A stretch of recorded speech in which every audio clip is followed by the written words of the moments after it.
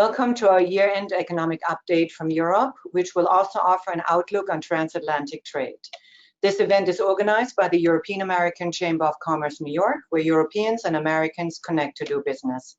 My name is Yvonne Bendinger-Rothschild. I'm the Executive Director of the EACC in New York, and I will be your host and moderator for today's event.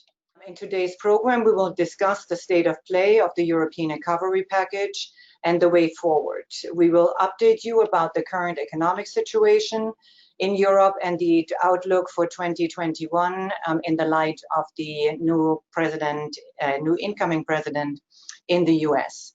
Our panelists will discuss EU policy and if they were effective to counter the economic fallout of the pandemic. We will also address the transatlantic trade and investment relationship. And our speakers today include Thomas Baird. He's the head of trade and agriculture at the EU delegation to the US. And between 2016 and 2018, Thomas was the head of the unit for trade strategy at the European Commission's DG Trade. He led the team responsible for the development and implementation of the 2015 Trade for All strategy and the 2017 initiative on a balanced and progressive trade policy.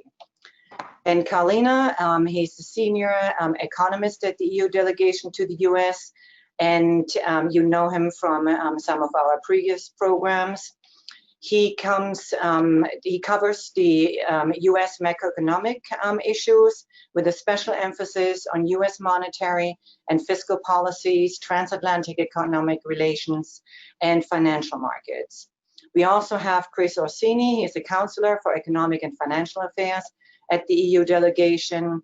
And Chris is in charge of the US economic policy development, transatlantic economic relations, and the relations between the EU and multilateral financial institutions such as the IMF. Prior to joining the delegation, Chris worked in the European Commission, Directorate General for Economic and Financial Affairs. Chris will start us off and set the stage for today's discussion. Chris, over to you.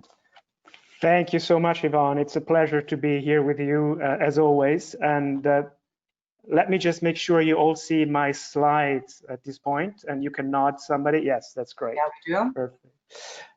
So the way I was thinking, or we have been thinking of doing it, is that we have a few slides to go through, but we will try to do that relatively quickly, Yvonne, so that then we can move to a more substantive discussion right away. But if there are questions already in the beginning of during the presentation, please do feel free to interrupt. And the way we will do it is also we will sort of cover different bits and pieces of this presentation as well, so that you don't have to listen to my voice exclusively. Maybe just, of course, COVID. One way, to start off what is going on, the economic situation and the outlook is, of course, to start with the evolution of the pandemic. The second wave that we all had been dreading, of course, and happily forgot during the summer, finally did come. But it seems also that it has been receding, although some member states that had been less affected also throughout the autumn now are seeing a bit more of a resurgence that include countries like Germany and the Netherlands. But you see here that the US and the EU really are on different trajectories, notwithstanding the fact that the EU has a much larger population. And of course, the way how Europe was able to bend again the second surge was through introducing again a number of restrictions. And what we have here, it shows the red is an indicator of the restrictions put in place. It's an indicator put together by the Oxford University, aggregating a number of government measures. And the blue line is Google mobility. Across a number of dimensions. We had in the second wave generally much more targeted restrictions, and we did not see as much of a fall in mobility as we saw during March and April this year. But the restrictions were there nevertheless, and this showed very much into the developments of some of the high frequency indicators. Here we have the PMI for manufacturing and services, and we are comparing the US and the EU. What we had is this very synchronized fall contraction in March, April this year. Much sharper, of course, in the EU because of the measures being so more draconian. But then we had this, after summer, it was recovered and entered again expansion mode. Expansion mode is everything which is above 50. But we see also that with the resurgence of cases, especially the service sector was hit again in the EU, whereas it continued to expand in the US. And manufacturing, in fact, was not as affected this time around, and that is really a reflection of the fact that the containing measures that were put in place during the second wave were much more targeted, as opposed to the sweeping measures that were passed in March and April, where pretty much nothing could on here. To the extent as much as possible, manufacturing has remained open, as much as construction activity, also in the schools and some sort of the public sector. So it has been much more targeted for sure. But what we also see, of course, is that this reflected in the dynamics of the GDP. And here we have the quarterly profile of GDP, where I've put at 100 the last pre-COVID observation, the fourth quarter of 2019. And we see here that we had a bit of a contraction in Q1, but of course the bulk of the contraction came back happening in Q2, where all these containment measures were put in place. What was interesting, and to some extent not fully expected or anticipated in our forecast, which incidentally came out in early November, was just how strong the rebound in Q3 would be. And much of the resilience that also has characterized the US economy, we found that in the EU as well, with activity coming back to sometimes 95% of overall of where it was before COVID.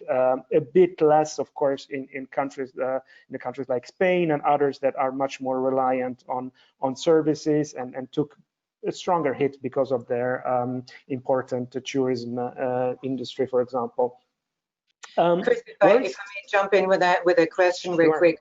So we're seeing the rebound, from your experience here in the US, that the rebound in the US came through consumer spending, or the US economy is mostly driven by consumer spending. Is that what you're seeing as well? Or are you also seeing that businesses are back, which is what I'm seeing as this is only Q3, but I've been seeing this in Q4. At the EACC, we have members who had paused, call us back saying, send me an invoice, we want to renew. Where is that rebound coming from in Europe? So that rebound is, of course, to the largest, massive extent, driven by consumer spending, and that is just because there was so much pent-up demand. Consumer households could not spend during a large fraction of Q2. At the same time, and we had all this short work schemes, so we didn't have a big contraction of disposable income. What meant is really that with income staying more or less the same, and we'll talk more about this later, but consumption falling down just because people could not go out and consume, we really had this massive surge in savings, and we call this really involuntary savings, because households were not willing to save, but they just had to because they could not spend. And when the economy opened up again, all of this pent-up demand immediately reversed on the market. So we had this big jump back into the levels of activity that we had before. Now, having said that, investment also took a big hit on Q2, and what we have in Q3 is also that as a number of businesses are adjusting to some extent to the new COVID situation, we have had investment going up again after the big contraction in Q2. Again, not to the public sector plays a role here as well, and especially we've seen a bit more of public investment also, both in Q2 and in Q3. Actually, I think in Q2 it was one of the few components that actually expanded to some extent. And the question now, of course, is where we are going to go with Q4. And at the time we came out with the forecast, we were expecting that this would be pretty much of a flattish profile. And I think we had not fully anticipated or incorporated that the disruption that would come with the second wave. So it's sure that this is going to be now a negative number, so we're going to have a little bit of a double dip recession, but at the same time, the perspective for 2021 looks so much brighter, and we're going to say a bit more about that later. But let me just give the floor to Ben now, and he's going to say something a little bit about the labor market and employment and some of the measures put in place by the EU and the member states during this period to cushion the impact of the COVID shock. Yeah, thanks, Chris, very much. So as this chart shows you, the biggest difference in the way that the COVID pandemic has affected the economies in the US and the EU is on the labor market. And there's a very simple explanation for it. I don't know if you've ever heard European economists referring to automatic stabilizers or that kind of jargon. Really what they mean is the social safety net. And in Europe, one particular aspect of the social safety net are these short work schemes that have prevented mass layoffs. So when you have this huge spike that you see in the red line of the United States where unemployment shot up, you didn't have that in Europe because workers were protected through these subsidies that were sent out via their employees, that were subsidized by the state, kept them at their jobs even if they're not necessarily showing up for work. And this made a huge difference. So now let's go to the next slide. And you can see here that the red line shows, excuse me, the decline in the hours worked across Europe. And so the impact was similar to the United States in that you had lots of businesses shut down, you had people practicing social distancing, and you didn't need people at work, particularly in high-touch service sectors like restaurants and tourism and stuff like that. So there was a big decline in hours worked, but the workers, remain attached to their employers so that once all this is over, presumably this means they'll be much quicker to reintegrate with the workforce. They won't, have as many problems with skills mismatches and labor market scarring as could happen in the United States. We'll see. But this is something that I think has been very effective in Europe and is really important. The question now is sort of where do we go from here? And with there being further limited lockdowns, across Europe in the fourth quarter, I think you're going to see, similar declines, maybe not as big, but you'll see some declines in the number of hours worked again. So countries are going to rely on these short work schemes as we, bridge the gap before we've got widespread rollout of the vaccine and mass immunizations. So there's still going to be another round of this, but these are really going to help to cushion the blow in Europe, and that's been really important. So Ben, if I may jump in for a second. So some of this seems to be seasonal. So in Spain with the tourism, and the same in Italy with tourism down, obviously, unemployment shut up and work hours declined. When do you think we will see if the furloughing scheme is working? Well, I think we've already seen that it is working quite well.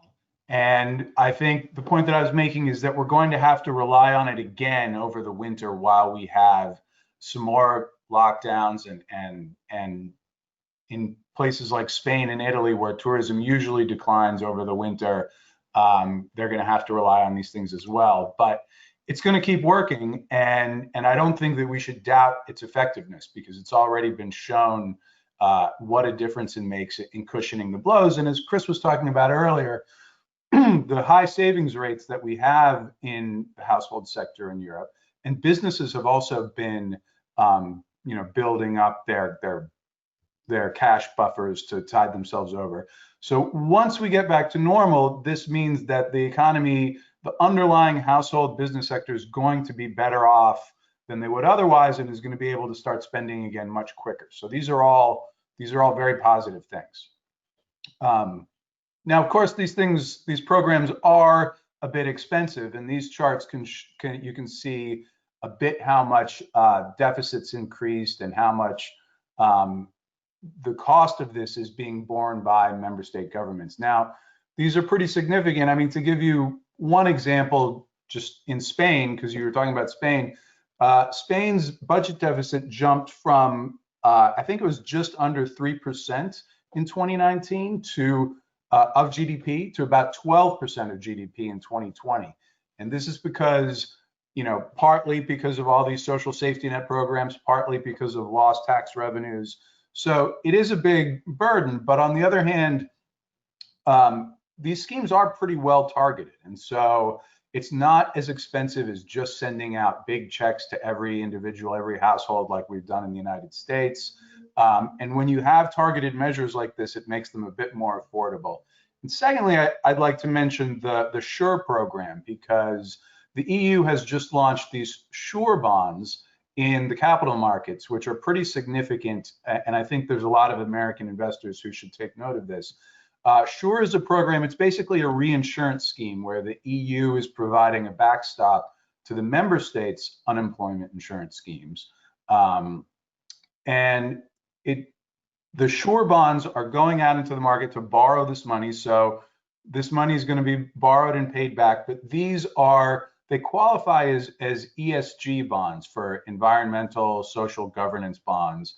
And a lot of investors who are in that space snap these things up at very low interest rates because they want to be a part of this new investing trend where you're going to be able to buy green bonds, social bonds, and SURE is the first one. So that is quite significant, and that's how some of this stuff is being paid for, and also showing how the EU is coming together in a time of crisis and working together to make sure that everybody is on the same page as much as possible.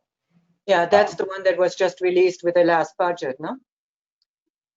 Yeah, yes, it was agreed earlier, and so it's separate from the larger recovery fund, which Chris is going to talk about later. But it is one of the deals that was made in the crisis to ensure that there's no major divergences within the euro area and the EU, and so it's a good example of Europe moving forward to address this crisis by having more cohesion and more unity. Cool.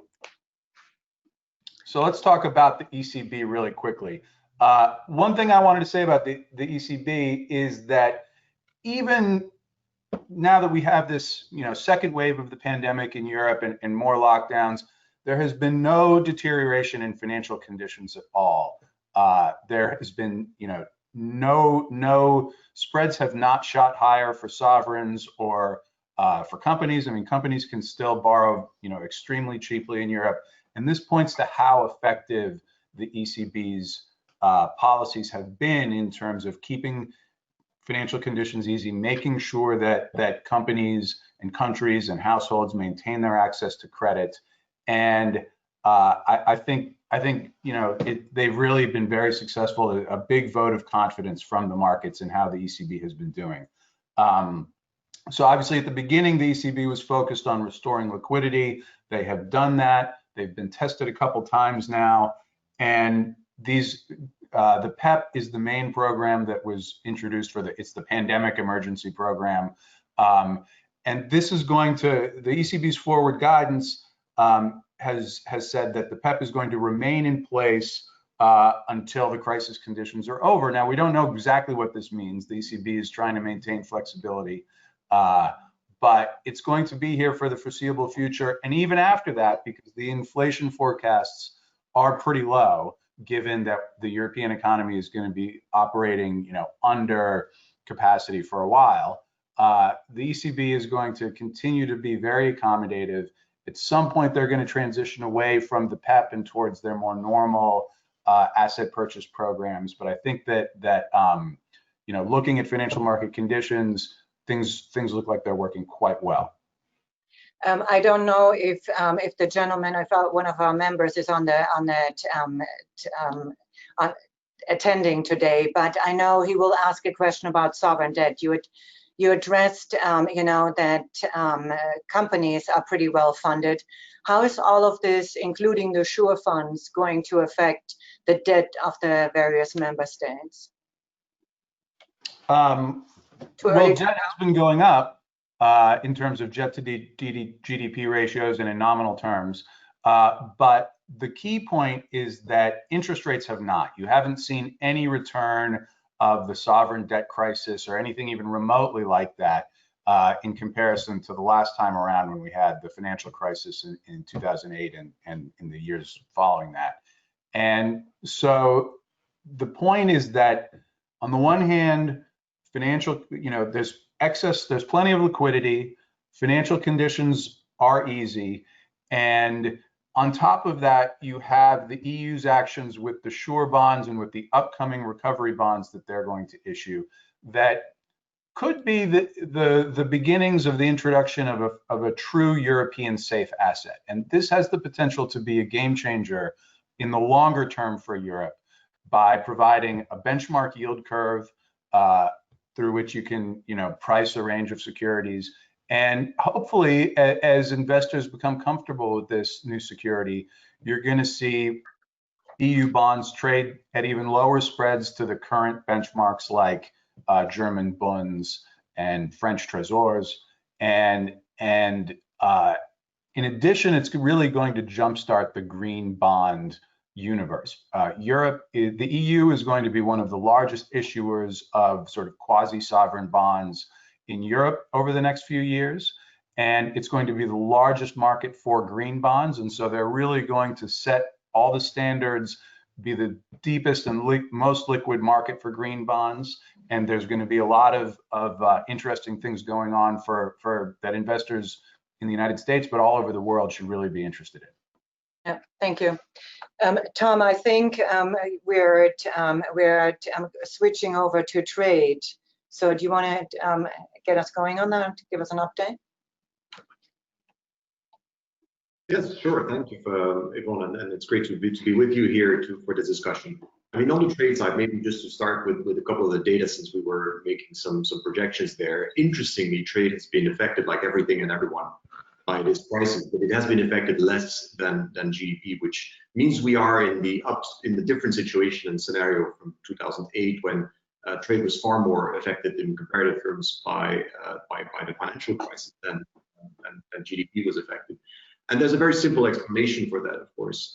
Trade is for about 2/3 in taking place in trading goods.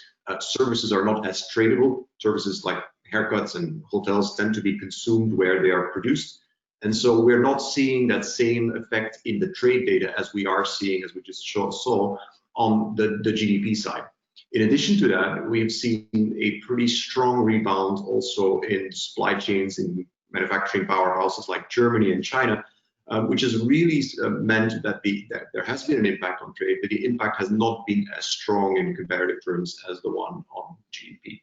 So the data show very clearly that we have this impact on our growth more generally, but we do expect a pretty strong rebound in 2021 as supply chains are open, and as obviously we are looking to source a number of key products for the very items that we need for addressing this crisis, whether it's personal protective equipment or whether it relates to the vaccines that we are discussing today. So that will lead to a number of important political discussions also on questions how we can have resilient supply chains. But from a European perspective, it's very clear that we need our supply chains to source key components to our own manufacturing processes in Europe, and we will continue to rely very much on trade moving forward, with the question mark being whether or not we have passed the heydays of globalization, and whether we will not see a return to some of the protectionist tendencies that one always sees in crisis, by going back to kind of domestic preferences, domestic manufacturing. This is where the debate on reshoring or nearshoring obviously comes in. And this is an area where the European Union will also be taking a clear position. And we already have, in fact, with what we call open strategic autonomy, the idea that we do not want to be entirely dependent on foreign sources of production or insourcing, but that we have to be smart about this at the same time, and that we have to maintain our openness more generally. So trade has been affected, but trade will be rebounding, and we expect a strong recovery for 2021, with the main question being whether we will be going back to the sort of heydays of globalization. In this context, I think the publication, a new EU-US agenda for global change, pointed that out as well, that partnerships are going to be ever more important. So, I mean, this feeds right into this. You know, will the EU and the US be working closer together on this nearshoring across the pond? Well, thanks for raising that. Indeed, we have put out a joint communication on a new EU-US agenda for global change, which talks about a ton of different issues, and you'll find 4 different pillars in that piece. A pillar that talks about, of course, the urgency of the health crisis, but also our double objective of creating what we call a twin transformation towards a green economy on the one hand and a digital economy. And then a 4th pillar that looks at our sort of global interests more generally, including a multilateral rules-based order, as well as our interest in addressing some of the challenges that relate to China specifically. So there's a ton of things out there. There's a number of global challenges, and it's pretty clear that we want to be sitting at the same side as the United States to deal with some of those challenges. In the economic sphere, that means that we are first and foremost looking at a recovery agenda that supports growth, and that supports in particular green growth. The recovery for Europe will be and shall be a green recovery by and large, as we make this green transformation. But we're also trying to create a digital single market space, and you'll see that tomorrow the European Commission will come out with 2 further pieces that really foster this kind of digital marketplace that we're creating in Europe, which in turn is one that we're trying to extend to the transatlantic context, where we are able to address some of the challenges, but also unleash some of the potential and the opportunities that have to do with digital growth and the technologies that have now been very much accelerated, because if anything, this crisis was not so much a change agent, but a great accelerator towards some of the new services and some of the new goods that trade will really facilitate in spreading, and trade will be very much an enabler of all of these tendencies. So there's a whole menu of issues out there, Yvonne, and we can obviously discuss some specific aspects in more detail. But I think the bottom line from Europe, the key message from Brussels, is that we are looking for a strong and united partnership with the United States. We are turning the page on transatlantic relations, and we are looking forward to a strong year and a strong performance together. Yeah, I see the same thing. I have so many companies coming in from Europe and from in both directions, actually looking for partners on the other side of the Atlantic. So the same seems to be happening in the real life market. So that's great. Do you want to address now, or a little bit, what some of the changes that we've seen through COVID, what's here to stay, or should we get into that a little bit later in the conversation? Yvonne, I'm afraid that my audio froze for about 30 seconds, so I missed the first part of your question. I was wondering if we want to address now what some of the trade changes are, you know, what's here to stay in terms of trade, or if we want to push that to a later stage in the conversation. So let me maybe just quickly wrap up the presentation. We don't have really a lot more to say, but also because I mean a lot of the thinking that is shaping or sort of the framework in which we are doing the forecast, this outlook or creating the outlook. Thomas has alluded to it before, but there are also a number of technical assumptions that there are behind our view, or at least were behind the view of for our outlook at the time when this was done, which is 5-6 weeks ago. And I would also say that contrary to other exercises, our regular forecast, we rely much more this time on technical assumptions. And key of that is the key assumption is really sort of the evolution of the pandemic and the related containment measures and what effect they're going to have on economic activity. And at the time when we came out with this forecast, there was really no news yet in terms of the vaccine. So the idea was that containment measures would remain in force throughout the forecast horizon, that is 2021 and 2022, with some of these measures just being progressively released. And another, of course, there was also the assumption that the economic impact of these containment measures would weaken a little bit with time as we are getting smarter at doing it, and I alluded to that a little bit in the beginning, where we are more targeted. We know what works and what doesn't, and we know what to do in order to reduce the impact, adverse impact on the economy. But another technical assumption is also the trade relation between the EU and the UK, which for technical reasons is just because we didn't really have the details about and knowledge, or for sure at least what this relationship is going to be. As of January 2021, this forecast assumed that the trade between the UK and the EU was going to be on WTO most favored nation rules. And then there are sort of some more classical economic assumption, and economic assumption is that there's going to be a bit of an unwinding of the fiscal pandemic-related emergency measures. We have not yet incorporated the Next Generation EU money. But on the other hand, as Ben said, some of the monetary policy measures taken by the ECB will continue to be supported. So this combines, of course, with our outlook on the global trade to give us a little bit of inform how we see the future. And a key component again is going to be how the behavior of households. Important because, of course, that there is, it is the biggest part of the economy, as you mentioned before, but also because households have really been behaving in a bit of a different way this time around as they usually do. I mean, what you regularly have is actually that consumption is pretty much smoothened out throughout a cycle, it's quite stable, and then you have some of the other demand components, be it exports, be it investment, that are much more volatile. This is not the case in this crisis, and that's when we said that we really have all this pent-up demand and really high savings, that they are going to propel consumption going into 2021. But at the same time, we also do expect unemployment to rise in 2021, and this is maybe kind of a key difference with the US, and has to do with the way some of the schemes that Ben alluded to before, the short working scheme, work.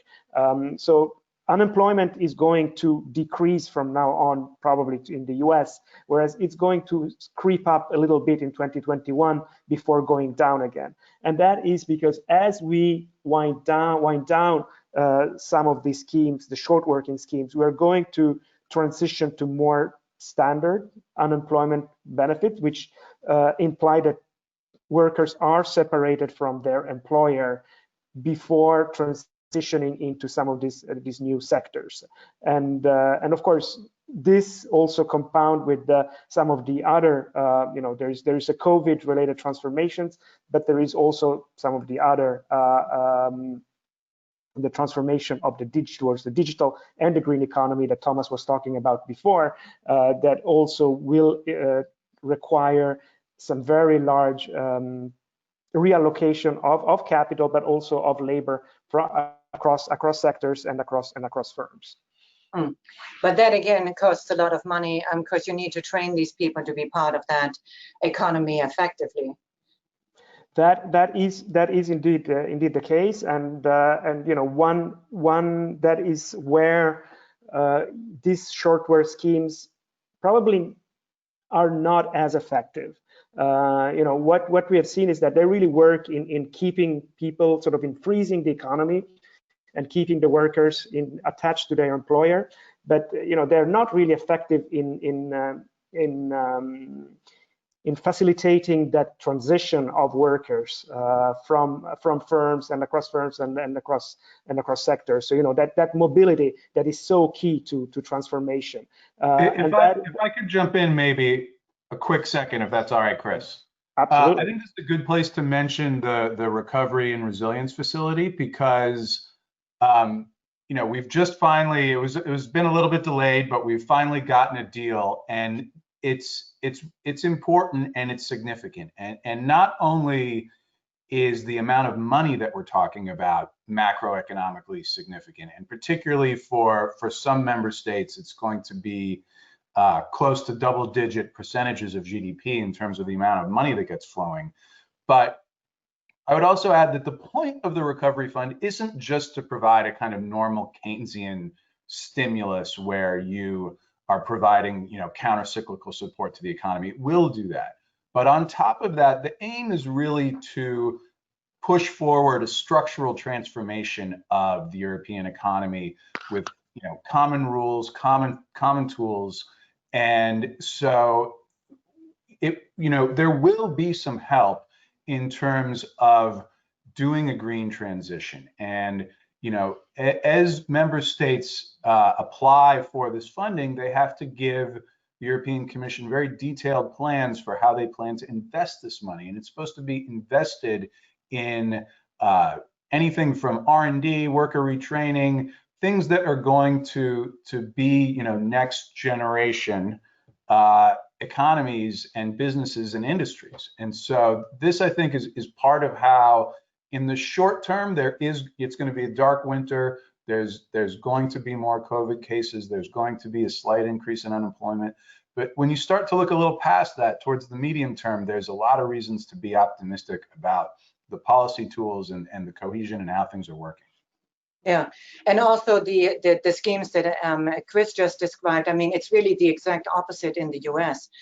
We had a program a couple of weeks ago on the real estate market, which is, you know, I don't want to say crashing, but not doing too well.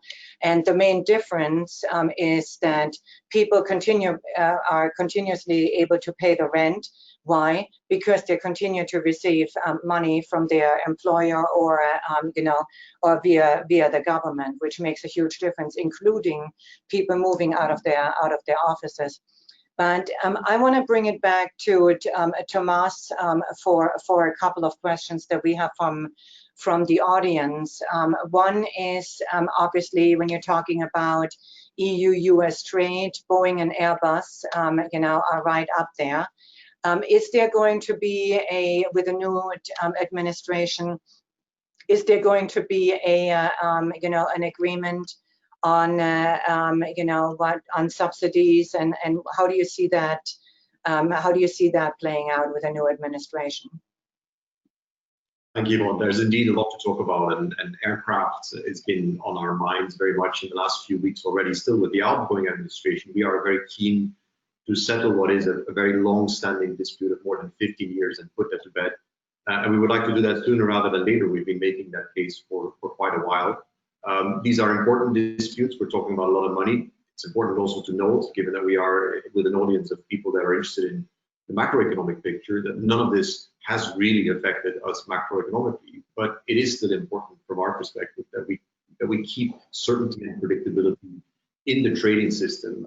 We keep hearing from businesses that they can deal fairly well with complexity, but they cannot deal very well with uncertainty. And that's a message I've been hearing a lot in the transatlantic context, but we've been hearing it also very much in the Brexit context, and I'm sure we'll come back to that point. So dealing with the turbulence and the tensions, I think, has always been our first priority. And with the Trump administration, I think our efforts have always been focused on making sure nothing negative happens before we actually try to have something positive to happen.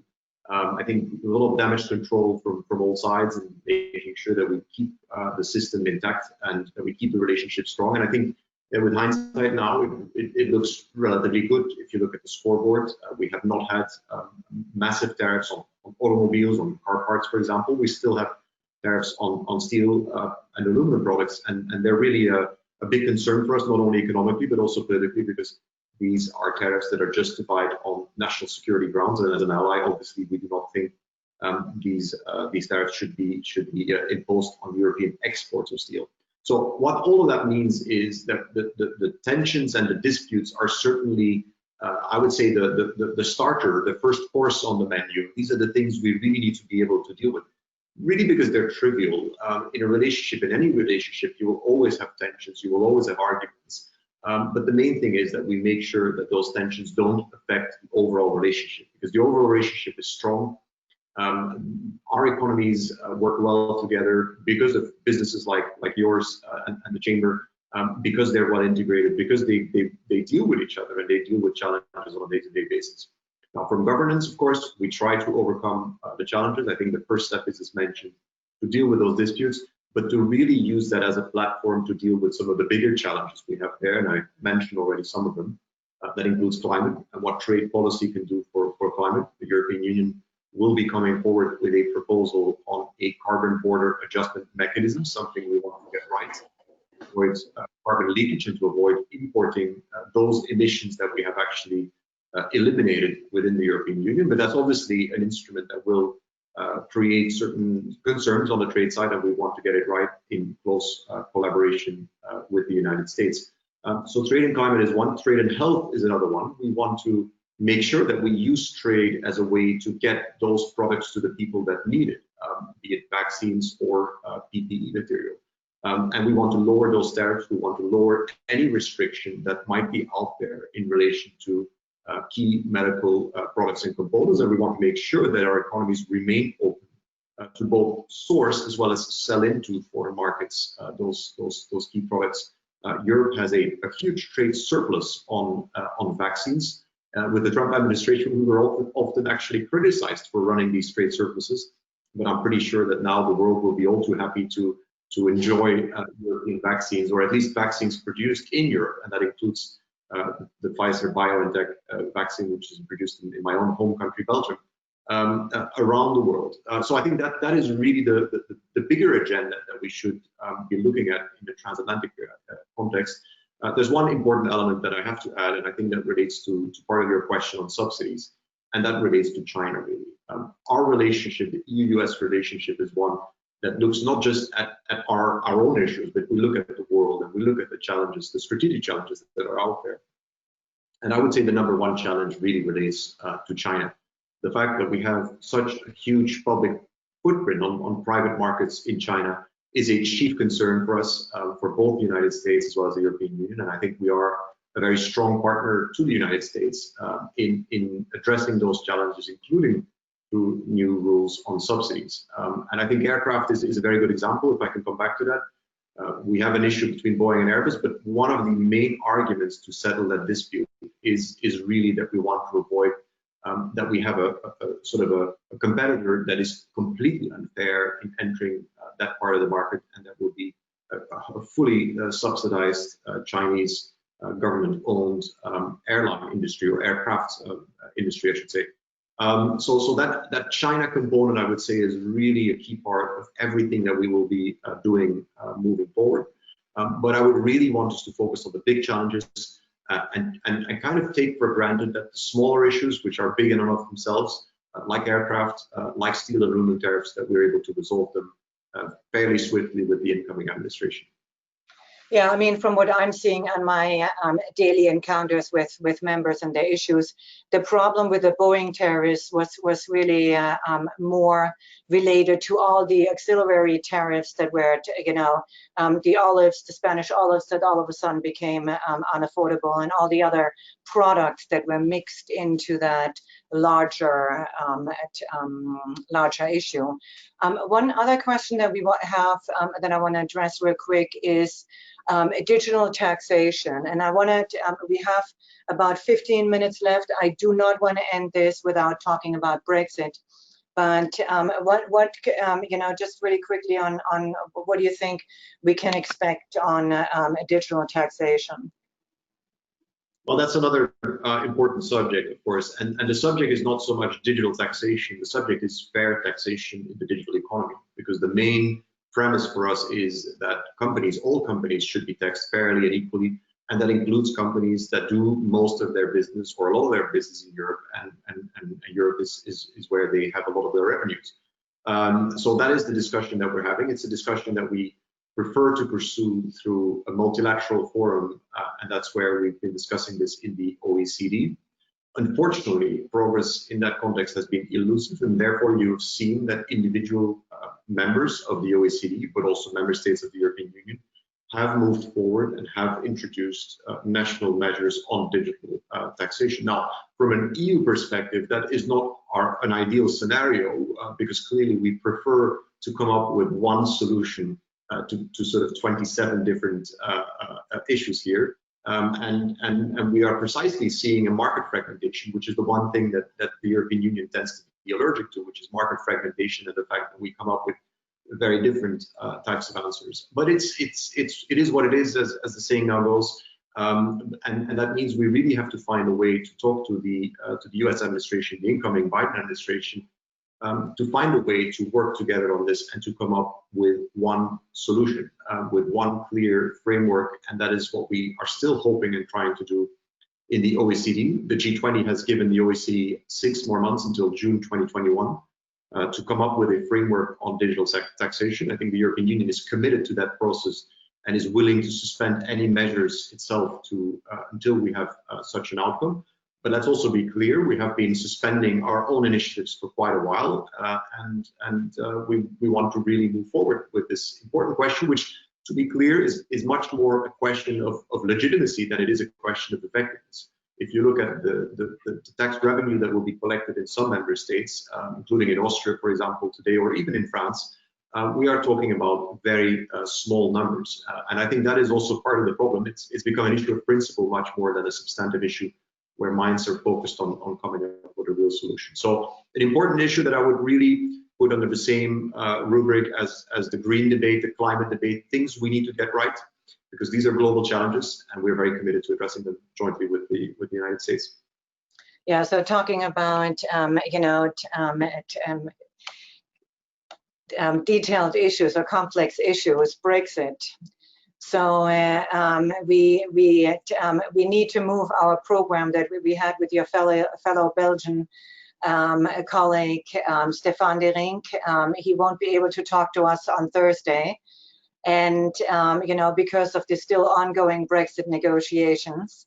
So we should send some Christmas cookies to the Belliamore building to keep people going.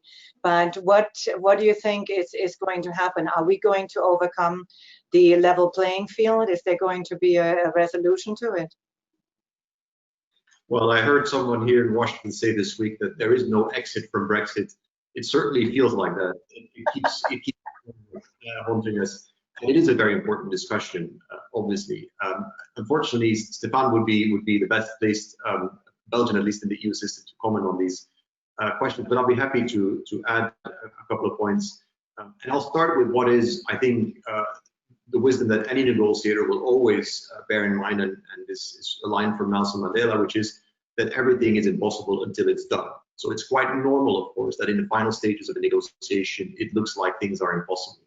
And if this was easy, we wouldn't be doing this. This is a difficult negotiation. This is about a partnership that covers a ton of different issues. And we are indeed down to a short list of 2 or 3 issues, depending on how you count, that need to be resolved, and where there is indeed a strong commitment on both sides. I note to take a little bit more time and to have an extension of the extension and take this into our Christmas discussions. The issue of the level playing field, if I may, Yvonne, because I think it's a very important issue that is sometimes a little bit misunderstood. It is a very important issue for the Europeans on the continent, because we are really talking about a neighborhood where we want fair conditions of competition. The level playing field is typically something we talk about when we talk about China and the unfair competition that comes from there. But in the case of the UK, we're talking about a neighbor, a partner. Whatever happens next, the UK will always be close to us. And our markets have been so integrated that if we give the full access of UK goods and services to our single market of 27 member states and the European Union, we want there to be a basic minimum number of conditions of competition, of taxation, of environment, and of labor law. Those are the four issues that make up the so-called level playing field discussions. And that goes back to a number of concerns that we've had, concerns from some in the Conservative Party in the UK that have suggested that the UK might become some kind of Singapore upon the Thames, a tax haven that will engage in sort of deregulatory race to the bottom. And of course, it is the UK's good right to introduce its own laws and regulations post-Brexit. But there's a certain minimum number of flanking policies or issues that come with access to our internal market, and that is very much based on the proximity and on the close integration that we have between the European Union today and the United Kingdom. In other words, the UK is not Canada or Australia. The UK is a close partner. We want the UK to be a close partner, and with that come a certain number of sort of rules and conditions that we are happy to negotiate. And I think that's what we've been doing over the last few weeks, and I think that's what we keep doing. Now, what is important in these types of discussions is that we try to move away from the points of principle, and that we look very pragmatically at what is really the issue here, what are really the concerns. From an EU side, we're certainly ready to address them. And then who knows, we may have a Christmas surprise in the form of an agreement on what are indeed very few outstanding issues in the UK-EU negotiations. But do you think the negotiations will go on beyond December 31st?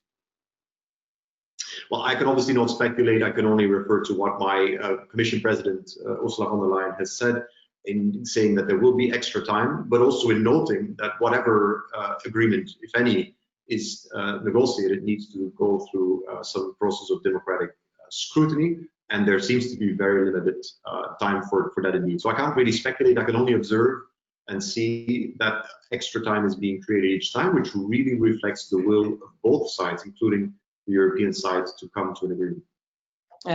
Yeah, thank you. We have another question for Ben. The attendee wrote down that the Resiliency and Recovery Fund is about pushing for structural reform of the EU economies. And the question is, if weaker EU economies with poor record in project implementation can be truly benefiting to catch up with the stronger economies in the North. Well, that's right, that's one of the key challenges in rolling this thing out. And that's why there's been so much focus on making the kind of structural reforms that will make some of the weaker economies stronger and more competitive in the longer run.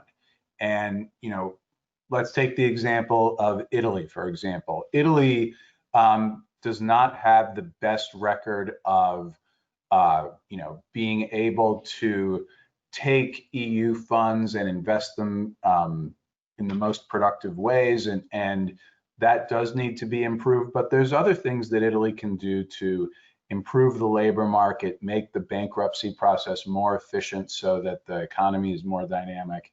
And once we have seen, you know, what the Italian government's proposals are, then we'll have a better idea of what the Italian government aims to do. And then there's going to be further efforts to support the Italians in trying to improve their administration and make sure that they get done what needs to get done. But you know, it's not going to be easy, and I think that there are going to be challenges. We shouldn't minimize those. But the whole point of the Recovery Fund is to provide some extra support so that countries can make the difficult structural reforms that are needed to create a 21st century economy. I don't know. And Yvonne, let me just maybe add a little something here, because I think there is again a little bit of a misunderstanding about how this is going to work and how different this is from the usual way in which the European budget is implemented. So even the structural funds, some of the cohesion funds are usually implemented in cooperation between local authorities at regional level and the EU budget. And this is, and there is a fairly big amount of physical infrastructure and of procurement related to that as well. This is not necessarily the way it is going to happen now. So number one, this is going to happen. I mean, the money is going to be transferred directly to the central governments, which will implement it in accordance with their own national rules. One of the problems with the absorption of funds is sometimes that, at local level, authorities have to use a code of procurement which is not their own, number one, because it has to respect the EU code. They're going to use their own, and also this is not exclusively, and please mark my word, exclusively going to be big infrastructure necessarily in terms of high-speed train or whatnot. I mean, the number of activities that can be funded through Next Generation EU, and in particular the Recovery and Resilience Fund, includes, for example, subsidies to enterprises to accelerate the digital transition or the green transition. It can be also subsidies or tax credit, for example, to households in order to improve the efficiency of housing, energy efficiency of housing. So all this is obviously much easier to push out this money than it is when you're entering into very big procurement schemes. So of course, absorption is going to be a challenge, and the EU is also there to provide and assist member states with technical assistance to make sure that these funds are put to best use. But one should not only think of this as the traditional public investment. This will also be really a trigger for private investment as well. And this is, I think, also where maybe the biggest opportunity could come also for US enterprises, because, especially in areas where EU firms will want to avail themselves of more expertise, of the more know-how that could come from US counterparts. Yeah. I think I agree with you 100%. The fund structure is rather brilliant, and we're going to actually have a program with the EIB at the beginning of next year to get into more detail on that. One thing, we have a quick poll, and then I want to have one more question for our panelists. And while Femke is launching the poll, I will I will ask our panelists the question. Will there be a return to the Stability and Growth Pact, and or will there be a permanent tolerance for a higher budget deficit? I guess I will give a shot at that at that not very easy question, but maybe just one thing to clarify up front is that the budget surveillance has not been suspended in any way. The escape clause, the general escape clause, is very much part of the framework, and so in the sense that it's just been applied for the first time, and the Commission might at one point again recommend a path for fiscal adjustment to its member states, and it will do so. And it can do so even during the time when the general escape clause is in vigor. The reason why this has not been done, the reason why the Commission has not proposed to the Council to give recommendations about a path of fiscal adjustment, how to go back to under the 3%, just to be clear, it's just because the level of uncertainty, macroeconomic uncertainty, is too high at this very moment. There is so much going on. Nobody knows how strong the rebound is going to be. The evolution of the pandemic, again, is really key here in determining the shape of the recovery. And as I said, we are having for the first time maybe some positive news, and the balance of risks look a bit more balanced, and maybe we could have some good surprises. Good surprises being from the from trade with the US, with the EU, a more successful implementation of the Recovery and Resilience Fund. I mean, all of this, and of course, the effective rollout of the vaccine. All this look as could have really make it that we are going into a 2021 that looks so much brighter than the one we have been faring or dredging so far. But we need also to have that certainty about the macro environment before we can come up with a fiscal strategy that is a little bit credible. And of course, you know, the debt level at which we will be at that point will be much higher.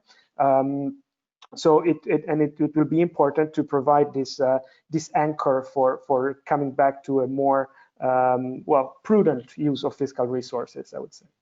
Yeah, Ben, do you final word from you in that context? And then Tomas, I'm going to ask you for a final word on trade. Yeah, just to briefly add, I think there does need to be a robust debate about what fiscal rules are for and what role they should play. And we're going to have a debate about reforming the Stability and Growth Pact. But I would note that and this is my personal view, so please don't attribute it as any sort of official thing, but I do get the sense that the terms of the debate have changed in Europe. And we're not going to go back to the type of, you know, fiscal austerity debate that we had in years past where certain European countries were accused of being profligate or anything like that. I think it's very clear that the COVID crisis was nobody's fault, and there has needed to be extraordinary support. And the terms of the debate are very different, and I think that it is going to be a more constructive debate. I don't know where it's going to end up, but it's not going to be a return to what we saw previously. Yeah, I can see that. I mean, you heard that between the lines from Angela Merkel's statement. Tomas, a final word on transatlantic trade relationship? Well, we'll start the year with some good resolutions, obviously, Yvonne. We have lots on our plate, as mentioned. And I think we have an incoming administration that we look forward to working with, including a nominee for USTR. We will work with any USTR and anyone who sits across the table from us. But I think with Catherine Tai now being nominated by the president-elect, I think we have an excellent interlocutor who will be open, we assume and hope, to engage on those challenges that we've laid out there, including health, including climate, the digital agenda, as well as the global challenges of the China agenda, as well as the World Trade Organization. So we start the year with some good resolutions for sure. Very good.